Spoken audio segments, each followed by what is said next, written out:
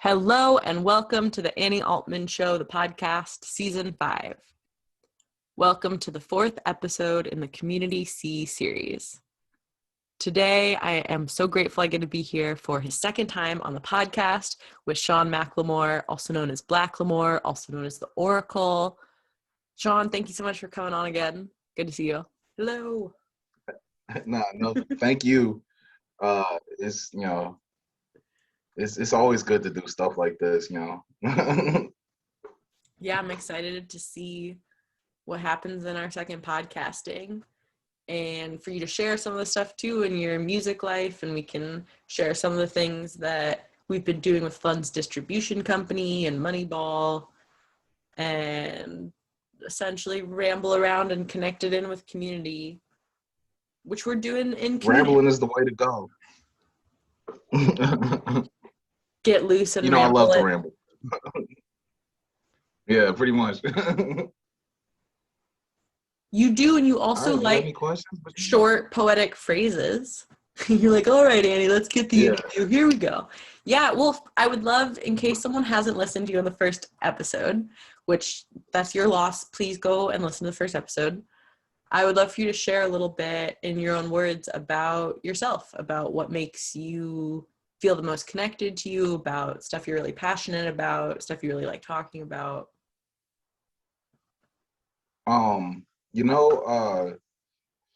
So right now it's very much been, I've been very music focused the last 3 years. I sort of kind of put myself in ISO in the chamber the last couple of years I was working at a bar, and then kind of doing music and helping with a startup for like 3 years. So I kind of locked myself in, and now kind of I'm outside, and so now I'm like having normal conversations again. Like I used to know a lot about sports, I kind of like locked myself in, left that alone. So, I like to talk about a range of stuff, like whatever you enjoy. I've done, talked about politics, sports, music, entertainment, just, all those little small joys we get in life. All the little things and all the different pockets of things. One of many reasons I'm excited I get to have you on for this C is that from my perspective, you're someone who has been a part of lots of different communities. And I would say too, for the other people who've come on, and also yours are unique, and as is everyone's, and the range that you've had of different communities and us knowing each other from high school and a very prep school Midwestern experience, and your experiences in college and your experiences after college, and music and restaurants and bars, and like you say with topics, it's like giving me an ability to. What did you say? I was going to say, you interesting topics. Be able to flow into different places and enjoy being a part of different communities. Absolutely. It like everything you said is kind of really giving me that range. I guess I've also I've moved a lot as a just in my life. I think the longest I've lived in one home has been 4 years. And so, you move communities, you move schools, you move this, cities, all that. You meet a lot of people. And I think that's definitely one of those things that keeps you very grounded in life. Getting that ability to meet a range of people, kind of lets you know, how everyone's feeling, how sometimes people don't understand how similar, we all feel this sort of way. And it's just, it's obviously everything has ups and downs, but it's definitely given me a very specific perspective. Totally. I'm glad you brought that part up too, so early in the podcast, of one of my favorite topics of all humans are human and we're all more similar than we are different, and how much we can learn by getting to see other people and other places, and getting out of our own head and also our own beliefs and structures about being so separate and everyone being so different, or that, oh, there's only this one kind of community. And it's fun too to get to talk with you about how like the yes and of seeing both sides of it's fun because it's similar and it's fun because it's different.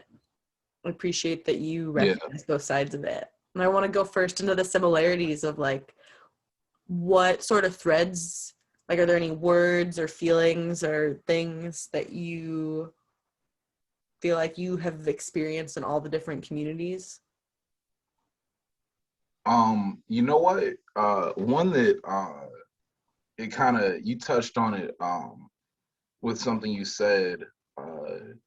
You just said about everybody getting out of their head, and I think one of the most underlying kind of feelings of humanity, whether no matter where you know where you're cast in life, his kind of and I think I just came to this realization recently, but I think it's like the feeling that everything is real. I think I think no matter like where you're at in your community in life, I think a lot of people seek that validation to know that like everything I'm doing is real. That huge question of life. What is the purpose of life? And that question alone kind of can disconnect every community. It can either connect or disconnect communities from reality. And I think that's definitely probably one of the biggest ones that you get in like every community. Is this real? Are we really experiencing this? And what is reality? And I think that the answer to that question often kind of both leads to an uh, a little bit of I'm gonna make a word up here. I feel like I'm making this up. A little like intersectionism. Like they start to realize, oh, those people are real. Those people are real. But it also disconnects, and you can be like, oh, those people are fake, or they're not connected with reality. Um, and I think the internet is probably one of the funniest ways that's kind of happened in our lifetime. Because one thing, one of my driving points has been like one of the things the internet definitely did is it really expanded your idea of who's real in the world. Because now, real time, you can figure out how some guy in India feels about literally anything at any given time of your life. And, before, 2000, you just didn't. You were just, it was your bubble. So, things like that about like what is reality has definitely been, and that's definitely, I think, our biggest connection as like a world community. I wrote down intersectionism. I love also I love making up words. Yeah, well that's part of like words aren't are words real, we're making them up, so it's as real as Huh. the sound. Shakespeare made up like 30% of words. And you just made up another one. And that's part of the community, and then reflecting it, and then someone hears it and gets what you mean and writes it down and puts it in a podcast title, and then that word is out there to be used. That point is really real, and that paradox again of being yourself, and you can only be yourself and centered in yourself and all of those things. And also the point you're bringing up of needing a reflection, needing a community, the human equivalent of if a tree falls in the forest. Like, if you make up a word and there's no one to hear that word or read it, if you make a song or a yoga video or something, it exists and it changes its existence. It's also like Heisenberg uncertainty principle, the watching of it changes it, and the community effect of that, of being there. Then I hear you on that trippiness of like, well, is this real? And if we're all making this up individually and together, like what the fuck is what's exactly that trippiness of life. Yeah, literally the trippiest of trips. What are your takes on, I feel like I've only heard some of this from you and like only asked some of this to you before about manifestation and thoughts on becoming things, and how do you, I know like things you've been into of Alan Watts and stuff of the now, and how do you feel about that with, I know it can be very buzzwordy, the word manifestation. Yeah, absolutely. So I'm like, it's hard for me, um, because I would think that a lot of writers and musicians, especially ones that like really tap into their art, they say you speak things into existence, and I can honestly remember like before I made music, I definitely didn't like. I did a little bit, like it would happen here and there, but I guess that energy wasn't channeled into anything. It was just kind of like a random occurrence, like, oh, boom, this is gonna happen. And then they go, how'd you know that? And it's like, I don't know, you weren't paying attention. Like, well, with music, and I've made a lot of it now. Beforehand, I've always kind of had that little fun ability to make a little jingle here, just say some stuff. I was like, oh, look, a little song. But like actually sitting down and like writing songs and like being like, how do I feel? What's going on? And then to channel that, like, I think everybody has a little bit of that if they really sit down and focus. I remember kind of watching things that I was talking about in my songs and kind of watching them happen and being like, yeah, that was weird. That made me feel funny. Like, so there is some real power to that. You've heard people talk about speaking things into existence. All since humanity probably. Like, they'll be like, oh, this dude, he's spoken into existence. He said it and it happened.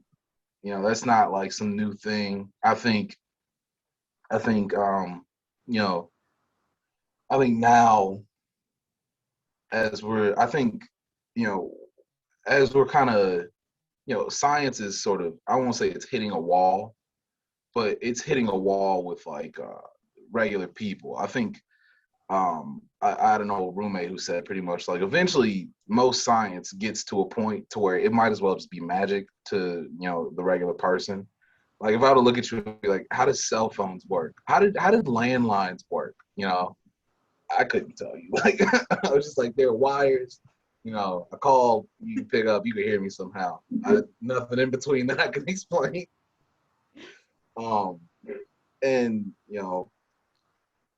once you get past a certain level of science that you can't comprehend, and you really deal with the magic of life and the magic of humanity, like and people may be like, oh no, it's this, but for real, like if you would just have to go back a couple hundred years and be like, yeah, we harnessed electricity and it's just illuminated all the time. They call you a fucking witch. Like, and before that even happened, there was some dude talking to people like, no, I know how to do this. Watch, I can make this happen.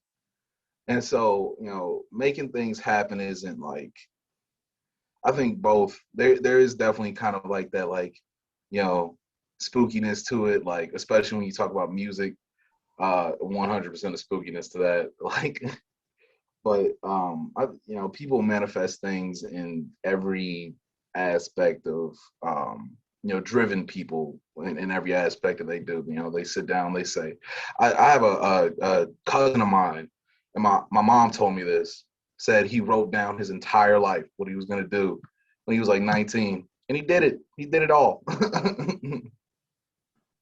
Whoa.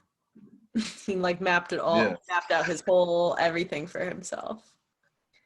I'm really glad did you it brought, all. yeah. Whoa. Well, and that's a cool part of it too, where it's again, where's the overlap of putting the intention out there and then taking the action with that. And I'm glad you brought up magic and science and how it's totally They're they're closer than you think. Like, same thing. I view them as the same thing, and I loved your description of it, of like asking people to describe much electricity. closer than you think. Totally. Well, it is all, the magical element of reality being so real, of Yeah. then also so okay, well now science can tell us that we can't see the whole spectrum of light, and we know there's these other things, and it starts to give more of that magical Yeah. stuff of, well, I just have a feeling, or I just kind of heard a thing or felt this really strong sense of a whatever, and things that are Yeah. giving some sort of like I mean, numerical fact of that. Quote, quote. absolutely. I mean, man's growth, like in general, is super magical. I mean, even just in the last 100 years, we've watched people go from like, you know, having to farm and hunt, and that's very primal. That's a very primal life you live. And if you're like, yeah, we gotta go kill all those buffalo to make sure we survive. Where, now if somebody told you that, it's like, yeah, I don't, they'd actually sound pretty crazy. They're like, yeah, I just feed off the land.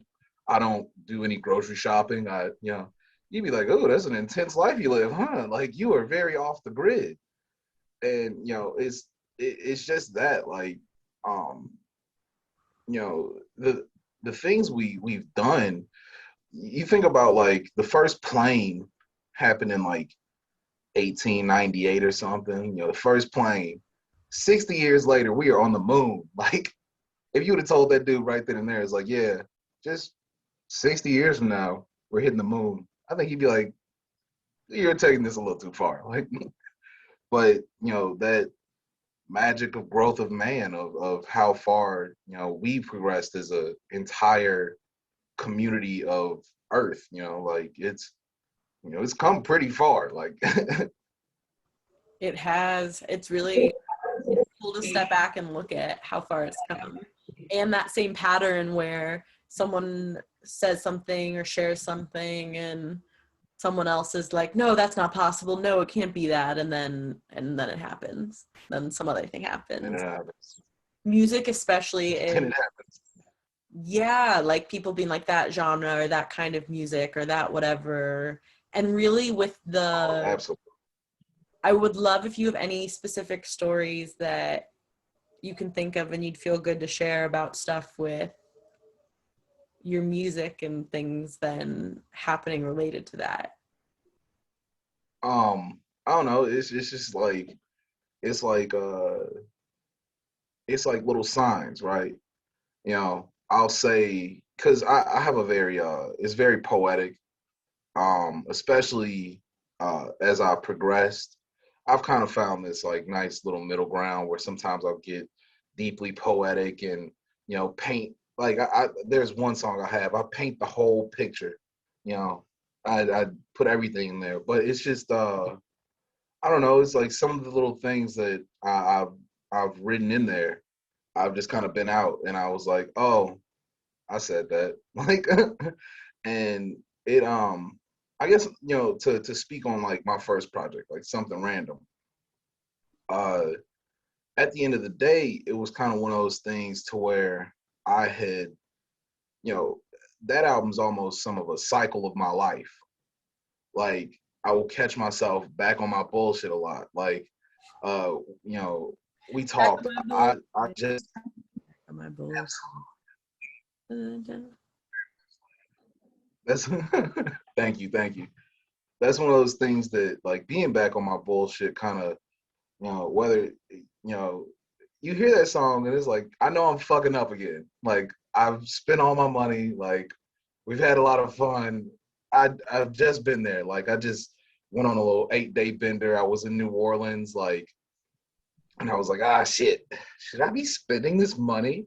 But I mean, I'm having fun. Like, and and then it's transmit. It's all that. It's kind of a cycle of my life. Like, I'll catch myself like, all right, which song am I on now, and how do I feel? Especially that first one, because I think I had made it sort of about kind of my past, present, and future. Um, and that's, with time being like always a big theme of a lot of my music. Uh, with it being like that, like, and you talking about manifestation and all that, I've when you kind of map it out like that, I find myself in positions where I'm like, silence isn't golden, right? I'll find myself in positions making music, and sometimes I need to listen to my own stuff. Sometimes I need to listen to a bunch of other stuff. And then that time where I don't want to hear anything, where I just have to like sit around and quiet, is the worst. Silence isn't golden. It's like, this reflection period where I don't want to hear any music. I don't want to play any music. But at the end of the day, I leave those little moments of quietness with a more centered mind, with the ability to get back on my bullshit. Like so it always plays itself out when you start writing and things like that. They tell you in anything, write it down. And I've never been like a big like write all my plans down physically. I wrote it all down in the music.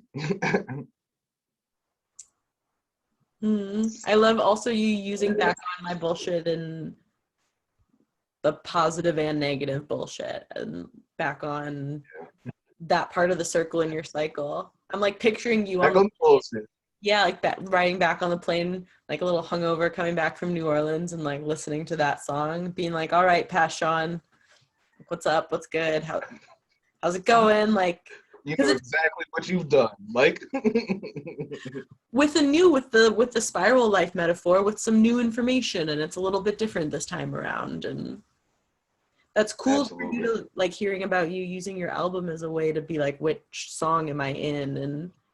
And also having it be that reflection of your internal cycle that then I totally relate to this guidebook for you where you're like, okay, here's a reference point for me to check in with your own reality, with your own. Also, how do you feel about the word offering and giving and that thing of, because you are, when you're sharing it, rather than it just being like your own journal entry of music and then sharing it to people, you're offering that, in my eyes, to a community 100%. Of here's Sean's cycles, here's something that's helpful, and time totally is the inner workings of my mind. This is what I'm thinking about. Exactly. And it's definitely and it's funny that you put it like that. Like I am very I can get a little ritualistic about kind of how I get into music. Like some of it is just head spaces and certain connections and this just things like that. But I've always, it's like, you talk about like athletes, right? You got an athlete who he's like, yeah, I put on these socks, I hit a home run. That's a ritual, and musicians, it can get very much the same way. Like, yeah, I know if I do X, Y, Z, I make a good ass song each time, and so, but when it is internal like that, and the music is a grind, and it can make you feel crazy. You can get a little too into your rituals, and so definitely when you talk about offerings, I have a song.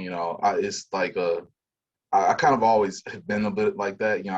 I was in the swamp making sacrifices and offerings, and that's just kind of a play on. It's a lot of it is always like kind of past, present, and future. Like in my past, it was about being in New Orleans, and I was actually like, I kind of failed out of college. I was down there just living, and I didn't necessarily have a ton of money, but even then, like I was still down there, like, throwing parties for all my friends and, offering my home and all this. And, sometimes it would be a sacrifice because we would lose money. We didn't got no deposits back on our houses. Like no house I ever lived in did I get my safety deposit back. Which, I mean, obviously. So, things like that. And then kind of I get to where I'm currently at, about sort of like I took last year off work. Once I got furloughed, I was like, all right, this opportunity only comes once, so I'm going to just I'm going to take the whole year off and see what happens. And when you talk about like getting into my rituals and manifestation and trusting God or the universe or whatever you want to call it, that was one of those places I was really like sacrifices and offerings, like because I'm sitting back and one of the things I'll do, one of the sacrifices I make is fasting. Right, I'll stop eating, and it's a very it's a self-sacrifice. Offerings was me still kind of being broke and still kind of trying to put money out there to people who even with as broke as I still was able to stay in my apartment through who knows how. And I could still keep that mentality of, well, people still do have it worse than I do, so there's still something to offer, something to give. um and so now how that plays out in the future, I have no clue, because you know I think it's easy to point at moments in the past and be like, these kind of intersect with where I'm at now. Life is a circle, time is a circle, all that. But I've very much been into trying to see less of my own future. Like, I think it's a little easy to see someone else's, because everybody has a bit of themselves they can't see. Like, you can't see your own face, you know. Um, so, looking into my own future, like, I'm trying to just let that come naturally, no thoughts. So, I know it'll pop up somewhere in the future, like, oh, I said that, didn't I? And like when it hits, anytime it hits, you're kind of like, it's that weird feeling, it's that connection to your rituals. Like, yeah, my rituals that helped me make this song got me here. And look at me. Totally. And then that feeling of, that's a super real reality feeling, while at the same time paradoxically being so questioning of, wait, is this real? Is this reality? Can this actually happen for things to go in this Yeah, way? exactly. For the community Exactly. part and the ritual part, I'm really glad you brought up the, like, you can't see your own face and the blind spot that we all have. And I feel like one of many needs for community is to see blind spots and to be able to see parts of people's past and future and their present self and reflect that back to each other and sort of filling gaps that we're not seeing. I don't know if you feel that at all, or Absolutely. we're like filling in different bits and like rituals together and having like places where you can check in, or like, what's your morning ritual? What's yours like? What if we do this ritual all together on a Friday, on a Saturday, on a Sunday? Yeah. See, then I haven't been able to get that deep into it just yet. Or, who knows, maybe I have, and then I'm gonna recreate it. And because you talk about that, like, in the blind spots that everybody has. But a lot of the connections that you make in life, people, especially, like any connections that like stay consistent, that person tends to be sort of a mirror of your life, just in the sense that you can see yourself through their own eyes, if that makes sense. Totally. And yeah, and so when Parts it's of it are like consistent, you have it somebody opens, that, like you see your perception through of yourself through their eyes. It opens up more vision of potentially. who you are. Absolutely. And so with that, in the community, I think me personally, like, I've always thrown parties. Uh, like, since I was in high school, I think that was when like I first started, and it was kind of, it's taboo, like teen drinking. Um, and This my podcast parents, does not condone teenage. my parents are kind You stay home, drink at home, don't drive, don't touch people, don't of pretty. assholes. Okay, sorry, back. Absolutely. You are, and then you hosted parties again in college and after college, like having that actual community gathering space. You know what? I have not been able to host as many parties as I wanted to after. But I've maintained a life in the bars, which is kind of the same thing, except I haven't had as I guess a lot less control over like, all right, this is how I want this party to go, and to be, I guess, a part of the party instead of just working it. That's definitely a place I'm trying to get back because I will say like I can come to something and like, yeah, I always come in hot like, but but that even then that little bit of the party, it, uh, if you talk about a community ritual, like that's definitely one of my biggest ones because you, it's part of humanity, it's part of life. Like that's one of those places where so many connections happen, so many stories are created, so many, like, this and that, like, and you look at, we're in like this ultra gossip time in life where paparazzi and all this are constantly, looking at these celebrities and, we're super focused on them. And, a lot of times they don't look like they're having fun.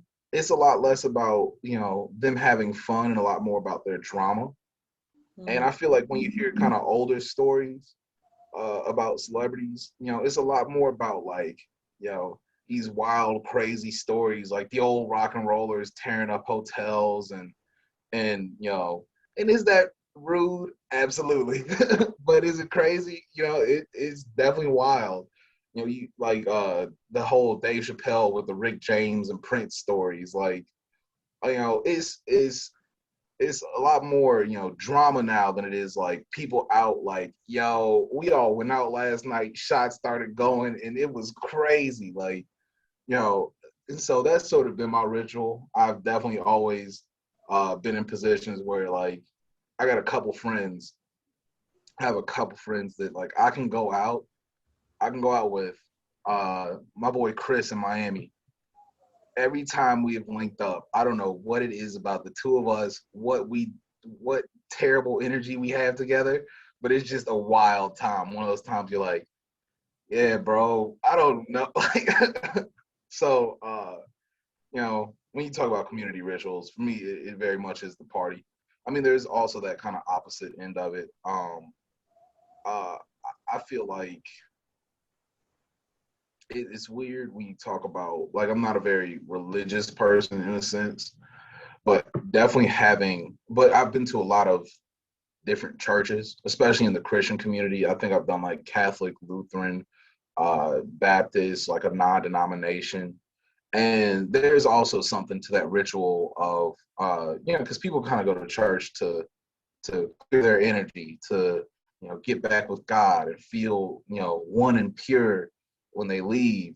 And there is something to that community, you know, clearing of the energy, like, uh, and you can feel it when you're in there, like the places where it's real, and like, once again, this comes back to the music. I think a lot of it is in the music, and before probably um, the last maybe a couple hundred years, and a lot of music has been about religion and it's been tied to the church. Uh, you look at, well, we were in a choir in high school, and we were singing, all like Latin hymnals, and so it's, a lot of it is tied together in that sense. So, that's the opposite end of the party. It's sort of like that, like, community place to let go of the spirit, in sort of a peaceful manner where the party is like, the chaos of it, like, let's get it all out in whatever chaotic, random way we can. Something random, which is also, to me, Yes. it is the same. Like, it's the opposite. It is the opposite, and it is the same. It's still community, and it's Yeah. still what you said about the clearing. And I feel that about listening to music and seeing music live. And I also feel like live music is its own specific kind of party community vibe and Yeah. experience, and a lot of times the musicians are sort of the hosts and the curators of the vibe and the how that goes, or how the community, 100%. whatever the sort of whole community flow or intention is. And I feel like that's one of I the mean, factors is, go ahead. think about how often like you have that many people saying the same thing at one time. Everybody's just chanting something. You kind of like, this feels weird. Like, and I haven't been able to get there yet. But to when I've had like small instances of kind of friends knowing my music, and I think I was at a wedding of my friends, and like they played it on the party bus, and like I got like 15 people singing the song with me, and I was like, oh, you know, um, and to have everybody sort of saying something that I created, it is definitely like a vibe and an energy of that. Now I haven't been able to really get it on the bigger level yet. That's to come, but it definitely is a feeling. Like everybody's been to a concert and one that you felt deeply with, and you singing along with somebody, and you talking to the people next to you. It's no drama. Everybody's trying to sing the same thing, So, and if in that singing the same thing, you sort of feeling the same thing too. You feeling what that person has kind of helped you feel. Totally. And how is it really that different if someone's all singing the same thing in a church or in a really loud concert venue and people are drinking? There's that same element of singing the same thing. That's so cool. I want to go back to Yeah. you having that experience with friends of yours and people who know you, and more than just one person singing back, like you shared, of here's a piece of me in my album, here is how I Yeah. view the world. What was that like to have people singing that back to you?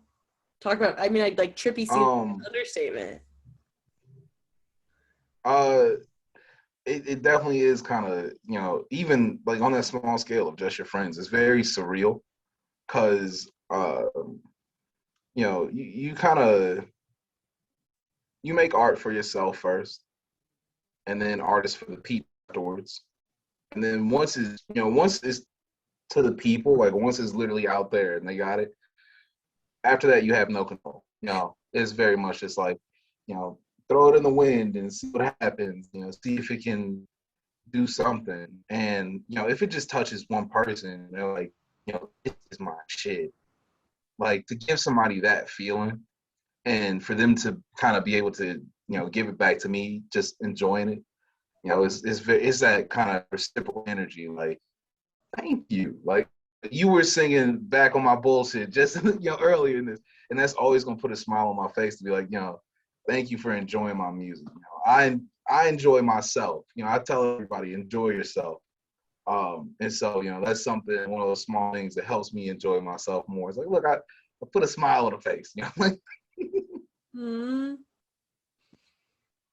absolutely. The reciprocity, it is a regenerative, sustainable, all of those buzzwords that are buzzwords for reasons, where it's like the cycles and Oh, the circles of energy exchange. reciprocity is like a big one. I think that's when you talk about community right now, I think reciprocity is like one of the uh sort of like it is definitely something that's missing. I think in a lot of the things we do right now. I think like it's almost hard to explain because like economies have always sort of been like kind of give take. But it's one of those things to where if you can get it to where it is reciprocal, where it's like, you know, everything is going in a circle. Sure, money always goes to the top. We know that, like, but if it can get back to the bottom, it's like a fountain. You know, the most spectacular part of a fountain is what you get to see. It's the water, flying out. But if you don't have the pipes underground, moving the water, yeah, the fountain stops. And having that lack of reciprocity, I think us and the pipes, everybody kind of like not part of the water show right now, very much feels stuck, and there doesn't seem to be a lot of ways to reciprocate sort of the energy that we feel we put into work and our lives. Like I don't know if I was talking to you about this, but like 40 hours a week of your life is a third of your life, not considering the time it takes for you to prepare for it, anything you do on the side, all of that. And so for that to be so much of, and we're very deep into work culture now. When you go on the internet, you can see like hustle culture, and you gotta work and have a hustle. I mean, I've been there. I have worked and I've had two different hustles, and they were two that were kind of out there, like a startup in music, and then I'm also working at 40, 50 hours a week. Eventually I was like the manager, so it was like taking on other people's emotions and still trying to, and honestly, you know, to to for that to feel like it all paid off, because right now I'm still sort of in the middle of it. I did it because I felt like it's going to be a big payoff in the end. That's the reciprocation I'm looking for, but that's not always going to be what's going to happen. And honestly, at this point in my life, it's not what's happened. And so even if just the job I had felt like I didn't have to hustle on the side, then life feels more fulfilling. And once again, you talk about communities and that lack of reality. And when you feel like your job isn't reciprocating the energy that you're giving into it, or and that's a third of your life that you feel like you're wasting. And that's one of the things that'll make communities not feel real. Is just something as simple as that. Totally, because I why don't would know if that answered the question. I don't know what we're talking about. I asked a particular question as per usual. There's a couple things there, and also I had a scene from the Simpsons movie pop in my head about. There's a scene in the movie where like everyone's about to die essentially, or they think they're about to die, or where the town is going to get destroyed, and it shows the bar and the church next to each other, and it shows the people from the bar running to the church and the people from the church running to the bar, and people being like, what is reality, and like, what do I choose, and what do I want to do, and Yeah, exactly. yeah, how do I be okay with it, okay with the randomness and with the speaking stuff into existence at the same time, and this whole Yeah, things are like all of these paradoxes of things are real and not real, and too, like the one that you brought up of you make art for yourself first and then it's for other people, and then you have no control. When it's out there and there's no control over how someone perceives it or whatever. exactly. You'll see like and this isn't necessarily about my lyrics, but you'll see people take rap lyrics, and some of them, like some of the rappers who are good at like double and triple entendres, like that's one of their things they do when they rap. Like Jay-Z is a real good one, because he does it so often. People will take a lot of his raps, and I think they'll go deeper than like he was even thinking, and be like, yeah, and then it's this layer to it. And I think like you could tell that to him, and he'd be like, I didn't even know that was a thing, but thank you, like. And that's kind of that other thing about like kind of letting it happen, and because people will have their own perception of what you've made. And it's like it's like reading a book, and you go in and talk with it with a group, and everybody goes, well, I feel like this meant that, and I feel like that meant that, and I it's just how people see it. And then when it is deep art like that, people can always see it differently. And that's kind of one of those things that makes art good. Yes, totally. Oh, totally. And one of the community parts of art is then getting to hear how someone else sees it, and like the internet people being like song meanings, and here's the lyric meaning, Yeah, here's what Jay-Z meant here, and then someone else is like, well, actually, I think this is what he meant here, and people get to talk about it and yeah, connect that way. And the 100%. point about reciprocity I want to touch on again, and I'm glad you brought that up too, of the loop, the cycle, and the nature, the natural part of, in terms of humans being part of nature and community being part of humaning, that Yeah, reciprocity is built into it. And then also to what you brought up too, of hustle culture, both in the like mental aspect of you need to work really hard to earn these things, and also in a very literal, resources being distributed inequitably and having people be given choices of essentially like, you have to work this many hours to eat and to have health insurance, so in case you, just in case something happens, that you're not having to make a GoFundMe for your medical care, and all of these things that I feel exactly. like were, that art is connected to part of the activism of changing and having the discussions and having it be reflected of, does it have to be like this? One of the, so one of the things about this last year I took off with work, um, I had a couple people be like, you're gonna get like a little cheap job in between and this and that. And luckily I don't have like a family, like I don't have like a wife and kids. So I was like, no, I just lost, I lost a fairly decent job. It was a job that I had benefits, I had my health care, insurance, all, and it's like, well, if the government can come in and just take, boom, we're shutting everything down. I lose my job. I lose this. I lose all that. Uh, somewhere in that reciprocity, it has to be like, now wait a minute. I do pay taxes. Paid a lot of taxes.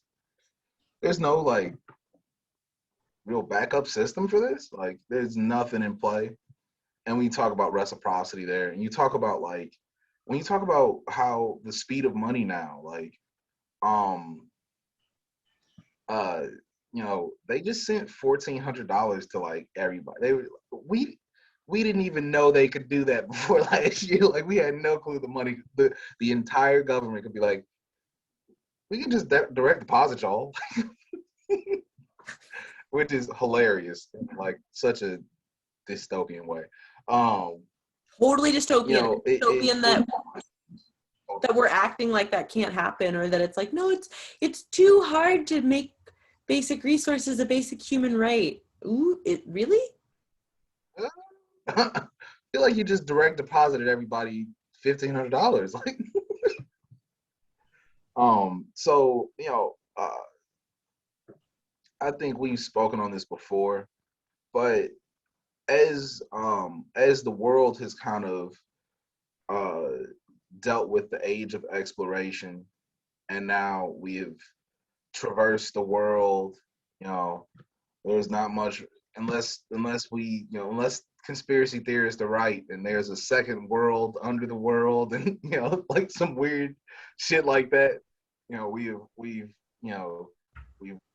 went everywhere on Earth, and a lot of the old world, you know, um, is about the fear of lack of resources. A lot of the old world wars and all that is a fear of lack of resources. World War II kind of being one of the first ones that's really about money. That was really about like Germany being like, well, we kind of got a bad deal on how that all played out, and we all this money and everybody's broke. And a lot of conflicts now are more about money than they are resources. And um, it's just kind of a shame because we definitely know that there's enough housing for literally everyone on Earth. Would not be surprised if there were more houses than people. If that was like a real thing, I'd be like, yeah, that makes sense. That 100% makes sense. we know that there's more food. You know, we throw out more food than, you know, people are eating. Things like that. You know, when you say that out loud, I think this is like a tweet from you, how we made internet a basic need before we made food a basic need. And you know, that's something that taps directly into productivity culture. Like, you know, you got to be able to stay connected, but I don't know if you should be able to eat. You know, like, um, and so, you know, I don't know if you should be able to have a home. And so, you know, as we move into the future, and you know, I think it's difficult for us to really think about, like, this is the future. Like I said, you know, 100 years, you know, in 1898, you know, you look at those guys 60 years ago, 60 years from now, you know, you'll be on the moon, you know, and you've seen pivotal change in how man has experienced his life over the last 100 years. You know, people are in offices now. You know, that's not something that's ever happened. You haven't just been sitting around like, oh, you know, in offices. And so we are definitely in a pivotal moment of time, of change, of how we view communities. You know, uh, what is really basic needs and wants? Because, you know, back then when people had to hunt for their food, yeah, you know, basic needs are a little different. You don't need that much. Go hunt it. Go hunt for it. You know. Well, now I can't get up and go, you know, shoot 1,000 deer. You know, now I work in an office. I'm not about to drive out to the middle of Missouri. It's funny. That's a luxury for people, you know, now to be able to go out and hunt. It used to be a basic need. Now that is a luxury. And so, you know, as we move forward and decide, like, what do communities need? You know, you have a phone that can tell you everything that you want, just because it's on you at all times. It's like, yeah, it's 7:42 on a Thursday. You always eat pizza about right now, and you'll start getting ads for it. You know, like, and it's just, you know, it has that perfect sense to sell you something. So you would have to think it also has that perfect sense to, you know, build this perfect life for you, you know, and you know, it's how we interact with technology as we move forward. And, you know, everything's been like this. Eventually it won't be as much of you know, it's something that needs to be sold. It's so deeply ingrained in everything we do now that, you know, it won't, it sells itself. So it, you know, then it becomes part of life. And once again, and I've said this, you know, 3 times, how do we need it to interact with communities to make them real and better, and, you know, give people what they need in life and make them feel satisfied? And you know, that comes back to, you know, the pipes and the fountain being stuck, like, you know, it's all that, like, the interconnectedness. Damn, there's so much good stuff in there, and totally the pipe stuck, and this this sense, for me at least, of the science and magic blend, and the nature and technology blend, and how we figure out how everything fits together.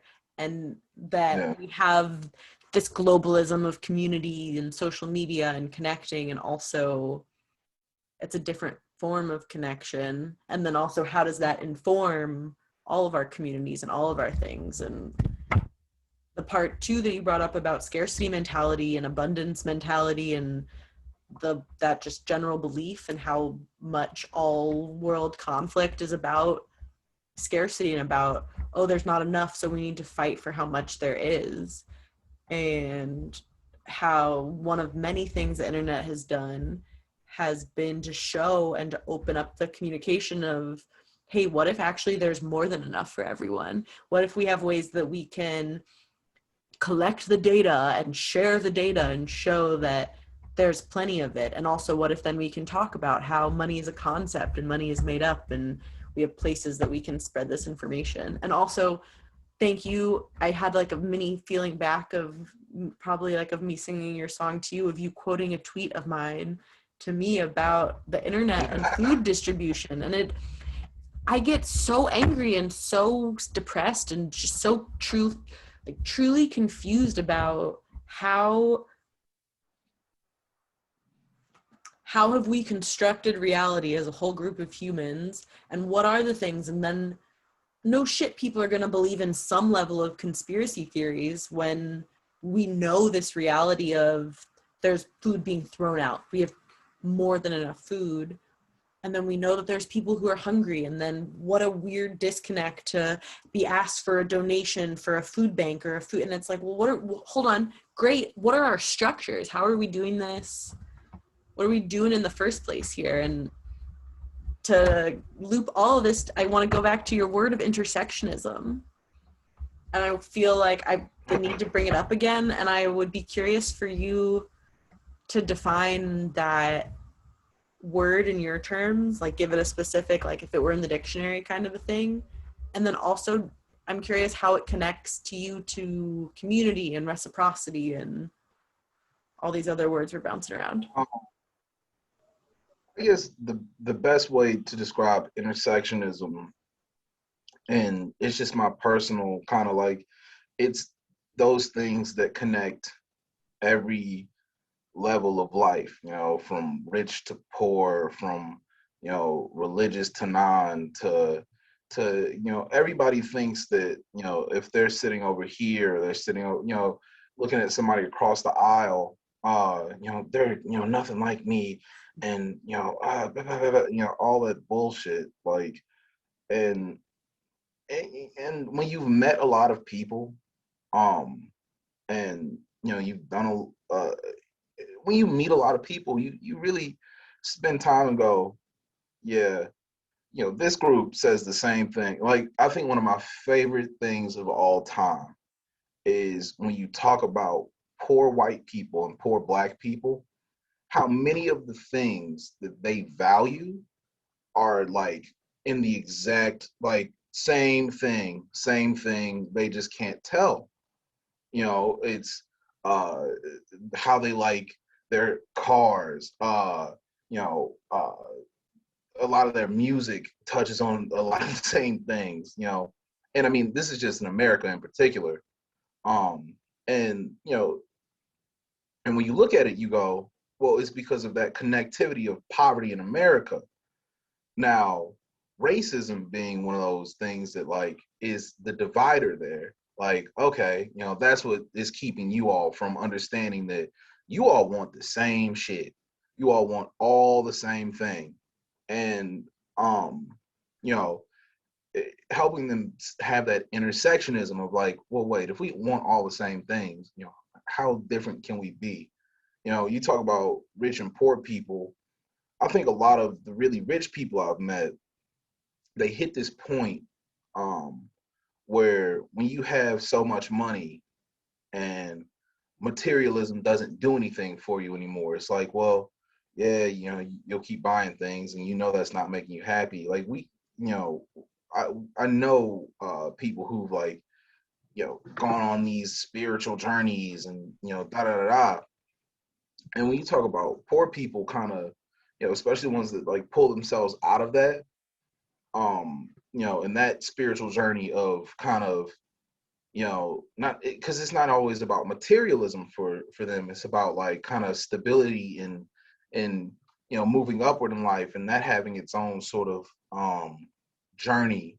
Those journeys often are super similar in sort of that sense of creating a reality that is more fulfilling. And when you speak on it like that, like, y'all are doing the same thing, just on the opposite. You being like, what material things do I not need, or what materialistic ways have I brought in that don't help me feel fulfilled, and I have to go, find what really brings me joy in life. And that other person being like, well, what do I, what materials have I been missing in my life that I can personally get to make me feel more fulfilled? And then, if they have that conversation and meet in the middle, suddenly, they're in the same intersectionism, oh, we're on the same journey on opposite ends. And, it's, a lot of it is just simply a disconnect from, them not meeting too many people on that other end of the spectrum. And, a lot of being able to stay in your bubble and, I feel like I'm a person, I've never been really in a bubble. Like I've popped in everyone else's bubble, like, hey, how you doing? How you doing over here? Like, and so it's given me that ability to sort of see all these differences that are similarities, and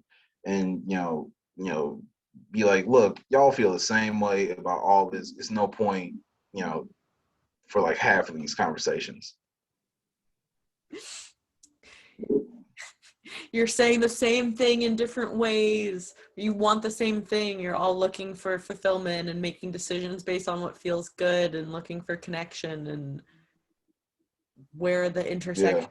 it was surprising how often a lot of arguments are literally people saying the exact same thing in different ways and just screaming about it. And sometimes you can sit back if you ever get that opportunity just to like be in the middle of that. If you ever get it, make sure you sit there and go, y'all are saying the same thing. Like, see how many times you have to say that to be like, y'all are saying the same thing. See how it'll blow your mind. You'll say it 5, 10 times before they go, wait, we are like, and it's just like, I think some of that is people's connection to, I think everybody has a deep connection to their own struggle. And that is, I think, it's one of those things that like, and I do understand that, I've had my own personal struggle. I think I've had to restart my life 3 different times in the last 9 years, like hard restart. Like, all right, I have nothing. Let me see if I can get something. Like 3 different times, and that's something I could easily just attach myself to, and tell people, you haven't had to restart, and absolutely, there's some complaining about it. There's definitely like the, help, all that. Everybody has that, but I also try not to get too attached to my struggle, because I've always said that, everybody's life is um, everybody's life is kind of deep and uh, complicated.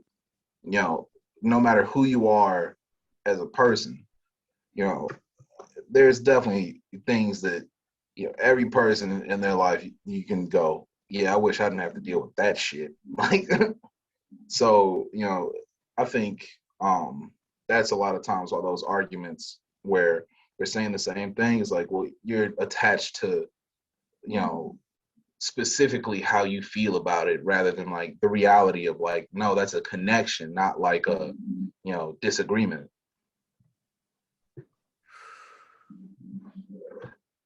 And seeing things and wanting the same thing, and truly even literally saying the same thing, like you brought up too about poor Black people and poor white people and the conflict and this tension. And I only know little bits on the surface about lots of different people who have studied and know way more about sociology and racism in America, and all these different trends where that seems to be such a core tension of keeping that divide of racism, and also then keeping all people who are poor in the cycle of poverty and still there. And then, like you said too, but then people are saying the same thing, the same message of no one deserves to not know where they're going to sleep or not know how they're going to feed themselves. And it's funny, like, you talk about because racism being kind of the biggest thing. I think it was like, I feel like it was another tweet I saw where, they were talking about um, poor white people in America having benefited from racism, because Black people have kind of been like the stepping stone. Like, we're gonna push Black people down, and sometimes it's hard to look at Black people and go, I hear you, because I am Black, and I've definitely gone through. There's so much with racism in America. You literally could just wake up every day and find something new out and be like, oh my God, But uh, one of the funniest things about that is like, and I literally just looked this up on my phone. It's 4 million slaves in the South when slavery ends. Um, and the cotton industry is in the South is literally, the biggest money maker, like a booming industry, like that is making billions of dollars, I think, at the time, which, in 1860 is like, that's like tech, when you talk about things in America. That is 4 million jobs that they weren't paying anybody. You know, like when you look at I feel like it's, you know, like To Kill a Mockingbird is one where you talk about like the poverty of that community sort of. A lot of That was me. I gotta pause the video. Keep going. go ahead. What, still talk? Yeah, about To Kill a Mockingbird. Um, that was a very poor white community, and a lot of poverty in the South. Like, it's not like something that, it's something we sort of joke about like rednecks in the South and everything. But like, you look at a place like West Virginia, those people have pretty much been in slavery. Like, when you go, my grandpa, my great grandfather, and all of them worked in coal mines, like, you know, that's a pretty deep level of institutionalization in itself, to be like, we've never broken this cycle of all being coal miners. And you see some of those, like, you see some of those documentaries about, like, these mountain town folks that have always been poor, and um you know it has a connectedness, like, like I said, 4 million jobs. They're not paying people in the South, like, everybody around there, around all those slave towns, where cotton was the only industry making money, they're just poor, and they're doing the same things that poor people do.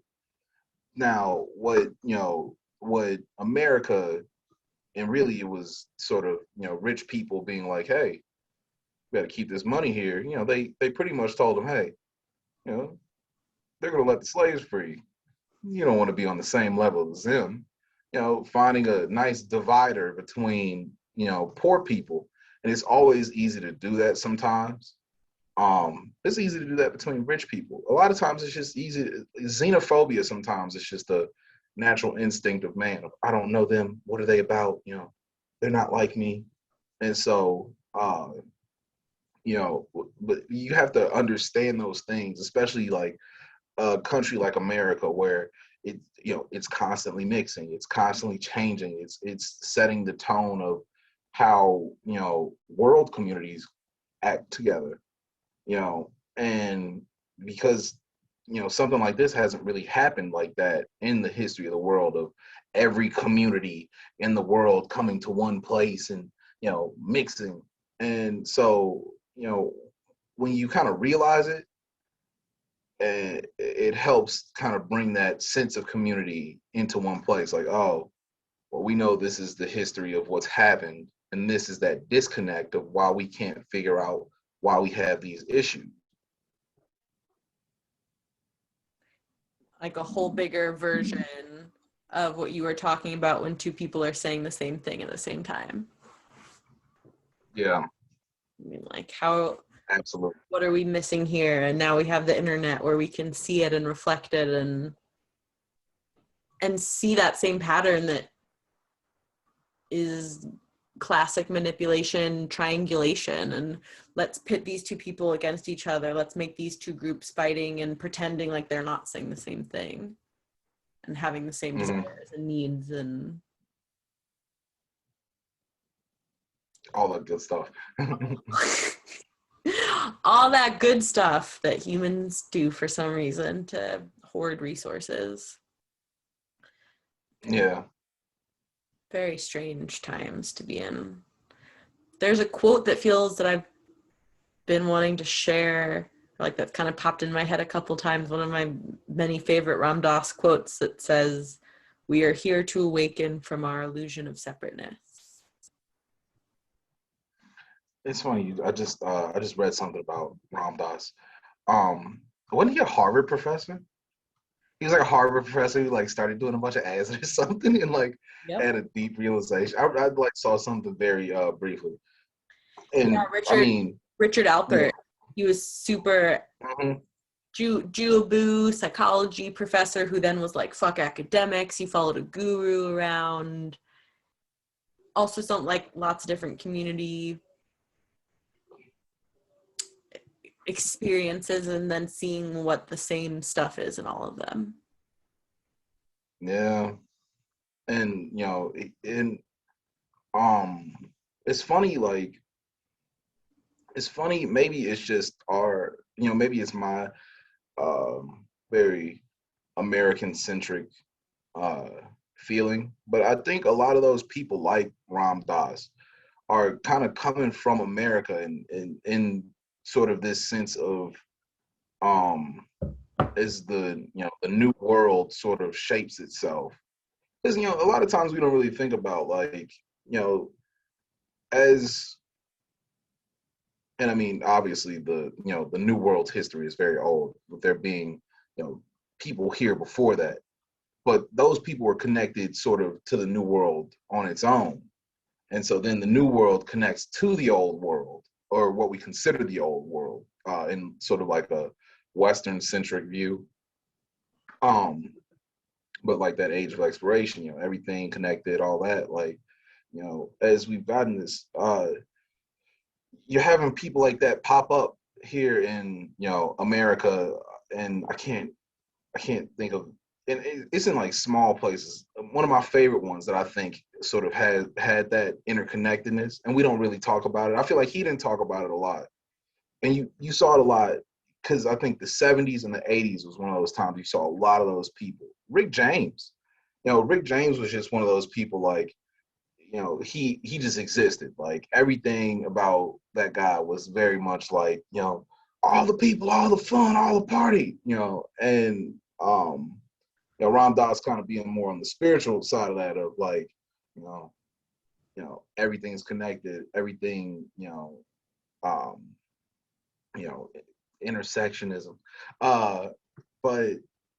um, that that feeling continually, it's a theme in America that always comes back, and it causes a lot of clashes, which is kind of the weirdest part about it.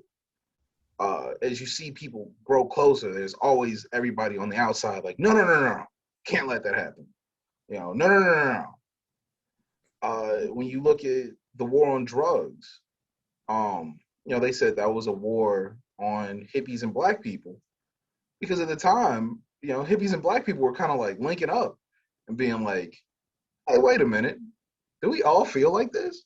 And you couldn't let that shit happen in the '60s. You could not, it was too much. But it's hard to, when you continually try to quell something that seems to just continually happen naturally, eventually you're going to be on the wrong side of it. Eventually it's going to be like, no, it had to happen. Like, no matter how you feel about it, no matter how many times you've tried to stop it, it had to happen. And so, it just, Ram Dass is one of those people where he went to jail a bunch of times, like, and because he was, he's sitting back like, no, no, no, this has to happen here. It's going to happen.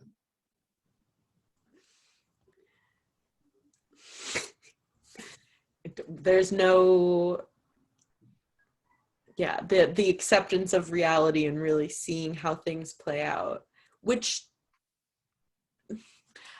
I don't have great words for this. The stuff about parties and partying and all of that is spiritual too, to me, in the sense of it's the same feeling. It's the same, like a group of humans all saying the same words at the same time in a big, dirty concert venue versus super Yeah, clean, pure church pews. It's the same feeling. same thing. Or Um, or the same thing, then it's different. Obviously, everything is nuanced and has its little flavors. And so like working in the bars, there is that sense, like, when I've done, and this is like this is the late night ones I've worked at. Like, one of the best feelings, honestly, working at the bar, is to leave it. And I'm actually one, I don't really drink that much like while I'm serving. It's kind of hard to like stay moving like that.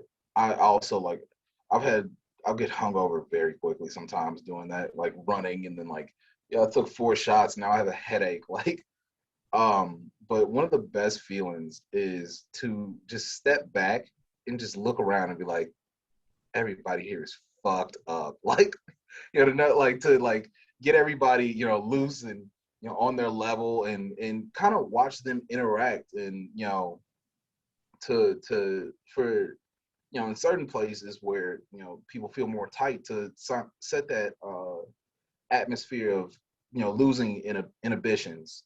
I have another podcast where I said you know a lot of times in life it's very easy to become your job. You know, you know, we said it here. You know, that's a large portion of everyone's life is you know their work, and it's a big part of how people define themselves. And I personally think you know it shouldn't you know that shouldn't be that big of a factor of how you define yourself. If you wanted to live in a box because that's how into minimalism you were, but you were so good at you know uh, accounting that that's just how you chose to view your life. I I wouldn't judge you. You know, I'd be like, yeah, you know, Drew, he smells a little funny. You know, he lives in a box. But damn, can you put those numbers together? You know, and and and that's just what I mean about like work defining people. Like, you know, I had a roommate who he couldn't grow a beard at one of his like I think it was an internship or like one of his first jobs because you know it was unprofessional, and it's like, well, what does that mean? You know, and it's kind of work defining him, and so you know, in some of those places where I've worked where it's been kind of a little more tight it's good to get you know people to kind of lose the inhibitions because a lot of those inhibitions just happen to be like you defining yourself as your job like in the rest of your life and you know kind of melting that away and you know I think I'm reading like you know some of that is ego, some of that is an ego you build up of you know this is who I am, this is who I'm supposed to be, this is how I have to be. And like you said, the party in the same way that church does, just kind of the opposite way. You know, it kills the ego sometimes. And it's like, yeah, you know, you'll see people who have never spoken before together, you know, talk and be like, you know, we never talked, but then we went out this one time. We had a great conversation. Now we kick it every now and then. Like, it's just things like that. It's so real. It gives you an opportunity for things and also for that looseness. That's one of your tweets of like, gotta get loose. And there's nobody makes it out of life alive. And I feel like a lot of time, I know for sure in my personal experience of life generally and different spiritual practices and all the practices and taking it so seriously and being like, I got to do this right. There's a right and a wrong way to do this. And this is how to do it. And I feel like we're part of this new old world integration, intersectionism of all the things is the remembering that Zen is not just this in total silence. And also you need the silence, like you were saying about silence isn't golden, and also it's on the spectrum of colors and experiences and part of it in the same way big, bright, flashy party lights are. Yeah. And totally, that's, I haven't thought ever before of the ego death that happens, and it's similar in different ways in a very, because they both have intentions, and I feel like it's different, and it's also there's a similar sort of people coming to a space with a here's we all are on somewhat of the same page of what we're going to do here and how we're going to do it, and then that gives more structure for more looseness and space. And then obviously with partying and like music and drugs and dancing and different things that make it more encouraging for people to put down this like, well, this is who I am. I make music, I make podcasts, I make yoga videos, I write these things, I do these procedures or whatever it is. and bring that common ground where it's like, okay, well, now we're all here in this building together. Like, now what? Let's get loose. Let's That's get that's the only next option, you know. Like it's easy to stay tight. Um, you know, I think you know one of the things like I I healed a back injury, right? Or I'm like in that process, right? And I didn't understand how easy it was for me to stay tight, you know. And I'm working in bars, a lot of walking, a lot of this and that, and you know I'm not paying attention because you know once I got used to the tightness, you know it just felt normal until I started, you know, I think I got lucky um and I need to give her a call. But one of my old coworkers was a chiropractor. She's like, oh yeah, you need to sort of kind of loosen and stretch and this and that. And then kind of, you know, being on this journey of literally physically getting loose, you know, when you start realizing like looseness takes its own, and I mean, you know this, you know, you do yoga. Looseness takes its own sort of practice in itself to stay loose. You know, you could do one thing that gets you tight here, and now you know, you're not paying attention. Like, oh, I'm not moving my shoulder; it doesn't have the mobility it normally has, and you'll go through life. You know, it is people who have gone through the rest of their life after that. It's like, ooh, Annie, my battery's running low. okay. Um, We'll wrap it up in a minute here.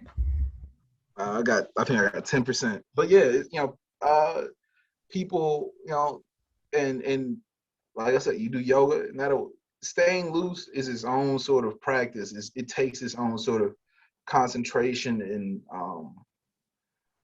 skill and intention. You know, like and once you kind of get there, because I think you know that's sort of been my journey. Like I've always been loose, but you know, it's like you know, how do I stay loose?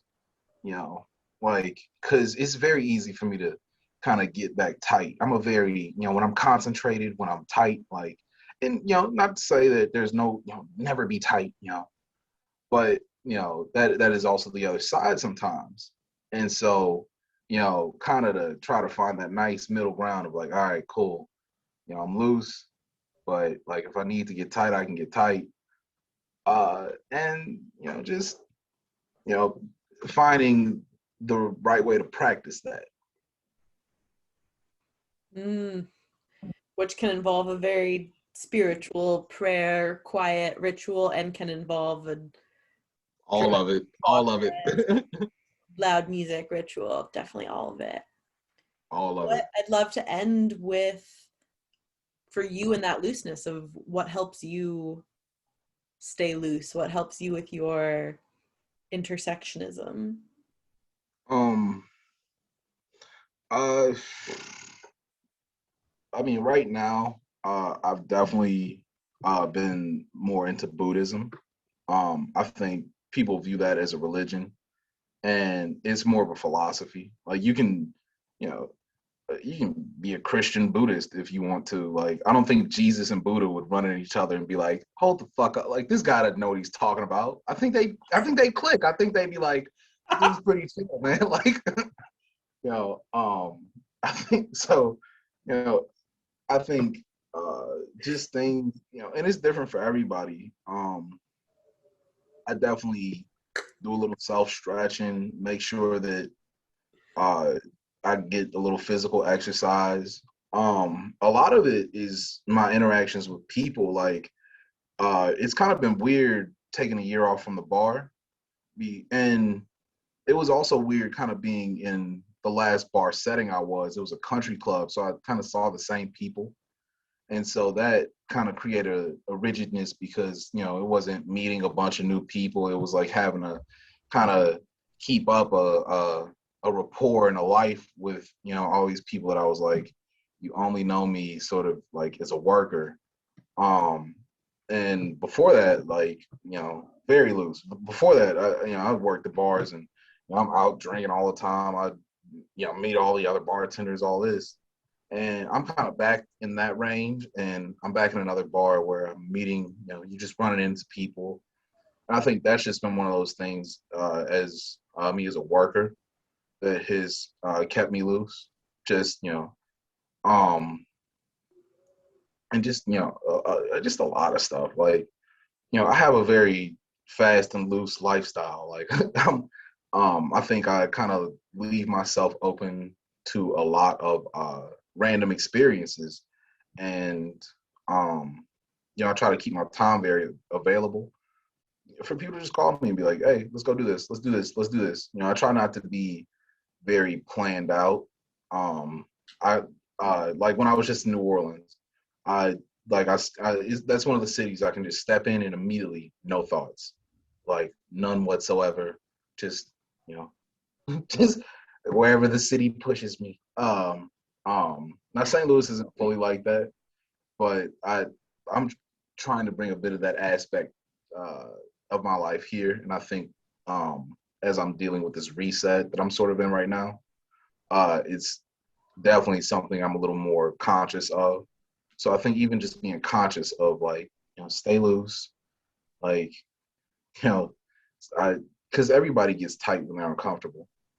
Um, and so to understand, like, that made you uncomfortable, figure out how to get loose again.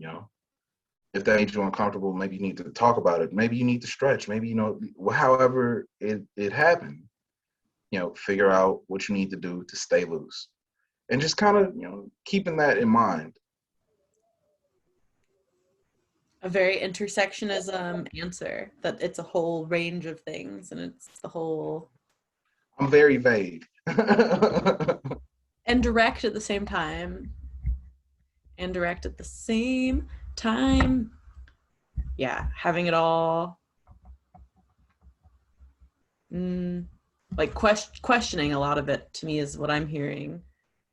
Absolutely. The narratives and the stories and the things that say you have to be super rigid and super in this box and super in this thing. And it's almost not even just me questioning myself. A lot of it is me questioning other people too. Like, is that what you want? Is that what you want to do? Is that how you feel? Is that, because everyone thinks they know how they feel about it, or they know what they want, or da da da. But then as you talk more about it, and you get deeper into it, you kind of go, well, maybe I didn't. Maybe I don't know what I want. And I think that's part of being human, is not knowing what you want all the time. And so, like, it is once again, it's two-pronged. Like, question yourself, question other people. Like, it helps with growth, and it helps with growth, and it really helps with having no thoughts and staying loose. Like, go into that flow of community and say it out loud to someone and be a sounding board for them to say the thing out loud and see where it goes. A Sean Newell effect. No thoughts. No thoughts. No thoughts. No thoughts whatsoever. The city is my thoughts, and I am the city. 100%. We are one together. We have intersected. McLemore's back. Absolutely. I never left. I just sat in the cave for a little bit. Got deep into my rituals and all that. And now I'm not back. I'm just better. You were in a different song on the album, and now you're back on your bullshit once again. Who knows? Who knows? I probably am. Well, there's the positive of it too. Back on your bullshit. You're like at the intersection.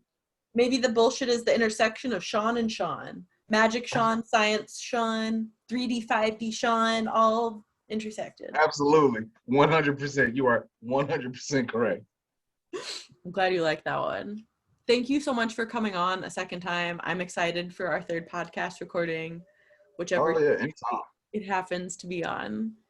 And anytime. I will link all your stuff here so people can listen, check out Something Random by McLemore on Spotify and all the places, and they can hear the other songs you've been on recently featured in, and also your new stuff as ever, however, whenever the timelines of it come I'll out. let the people go. I'm not impatient. I'm not impatient. No. No, not at all. No. Thank you so much for coming on. I really appreciate it. No problem. Thank you. And thank you for the word intersectionism. Oh, yeah. Hey, I made up a word today. Look at me.